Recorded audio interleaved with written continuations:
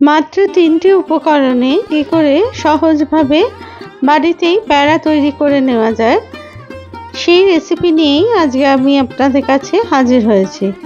Hello everyone, অসীমার কিচেনে আপনাদের সকলকেই স্বাগত। আশা করি আপনারা সকলেই ভালো আছেন। এই প্যাড়া বানানোর জন্য আমি নিয়েছি 200 মিলিলিটার দুধ, নিয়েছি 200 গ্রাম গুঁড়ো দুধ আর 50 গ্রাম মতো চিনি।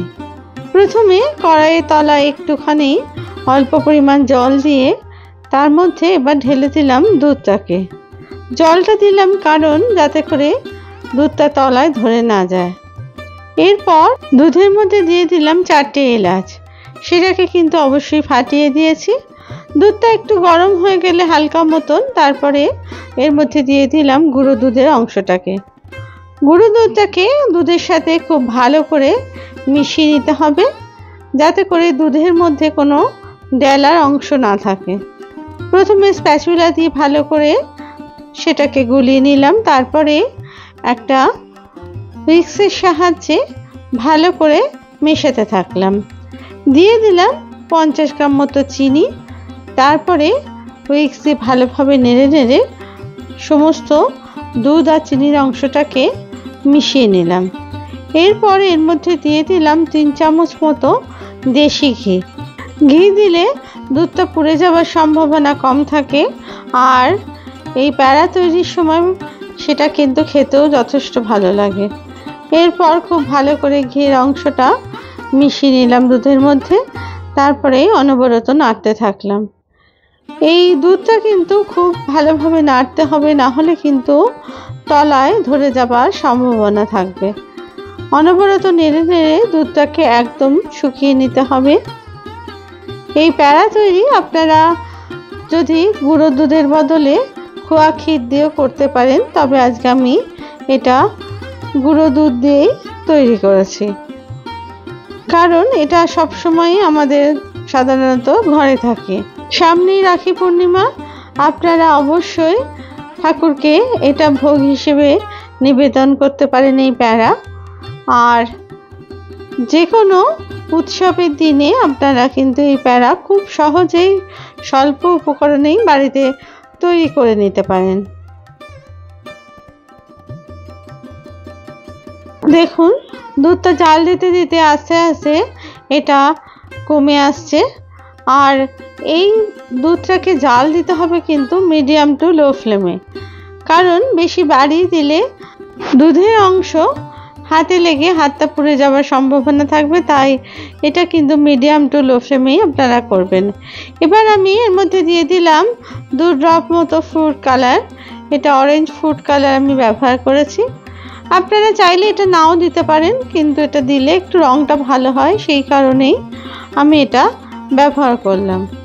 তারপরে কিন্তু বারবার এটা নেড়ে আরও শুকিয়ে নিতে থাকলাম। দেখুন আস্তে আস্তে কিন্তু অনেকটাই শুকিয়ে এসেছে। আর গ্যাসের আঁচ এই সময় একদম লো করে দেবেন, না হলে কিন্তু দুধ ছিটকে আসার সম্ভাবনা থাকবে। আর অনবরত কিন্তু এটা নাড়তে হবে, না হলে কিন্তু তলায় ধরে যাবার কিন্তু সম্ভাবনা থাকবে। যেহেতু দুধটা একদম শুকিয়ে আসছে, তাই এটা খুব ভালো করে ওপর নিচ করে নেড়ে এটা আরও শুকিয়ে নিতে হবে।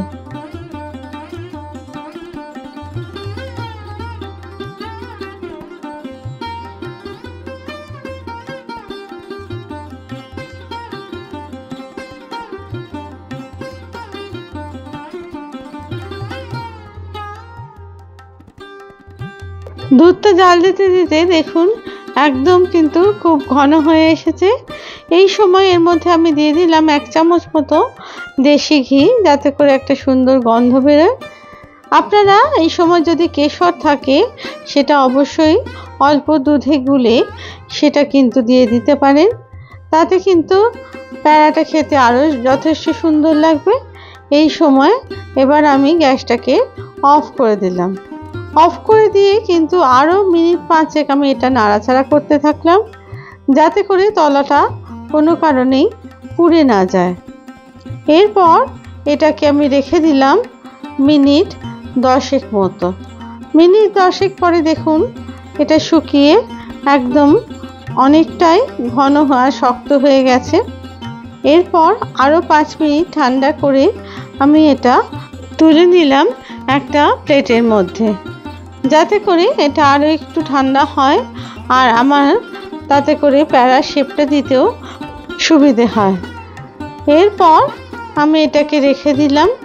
তারপরে মিনিট আরও 5 থেকে 10 মিনিট পরে আমি এটাকে একটু ঘি হাতে লাগিয়ে সেটাকে ভালো করে মেখে নিলাম।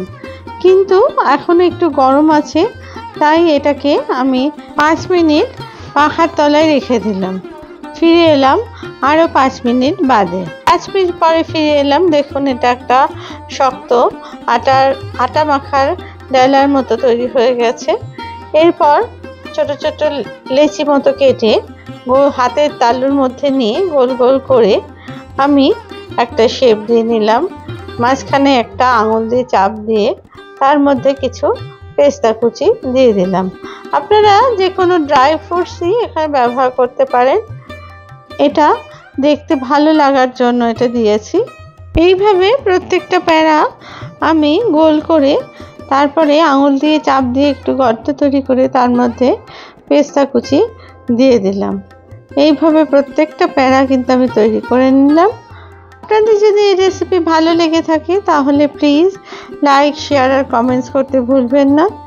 আর আপনারা যদি আমার চ্যানেলের নতুন দর্শক বন্ধু হয়ে থাকেন তাহলে প্লিজ চ্যানেলটিকে সাবস্ক্রাইব করবার অনুরোধ রইল। আর পাশে থাকা বেল আইকনটিকে প্লিজ প্রেস করে দেবেন, যাতে করে নতুন রেসিপি দিলে সেটা সহজেই আপনাদের কাছে তা পৌঁছে যায়। আপনাদের সহযোগিতায় আমি এতদূর পর্যন্ত আসতে পেরেছি। আপনারা প্লিজ আমার পাশে থাকবেন। আবার নতুন রেসিপি নিয়ে আমি আপনাদের কাছে হাজির হব। সবাই ভালো থাকবেন। ধন্যবাদ।